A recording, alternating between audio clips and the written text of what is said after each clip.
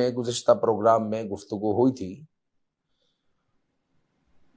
رسول اکرم صلی اللہ علیہ وآلہ وسلم نے فرمایا کہ لوگوں، تم میں کوئی شخص نہیں جس کے ساتھ ہمزاد جن اور ہمزاد فرشتہ نہ ہو۔ یعنی جب بندہ پیدا ہوتا ہے تو اس کے ساتھ ایک جن اور ایک فرشتہ پیدا ہوتا ہے، اور جن جو ہے، جو ہمزاد جن ہے، وہ برائی کی طرف بلاتا ہے اور فرشتہ اچھائی کی طرف بلاتا ہے۔ تو رسول اکرم صلی اللہ علیہ وآلہ وسلم سے پوچھا گیا کہ یا رسول اللہ صلی اللہ علیہ وسلم، کیا آپ کے ساتھ بھی؟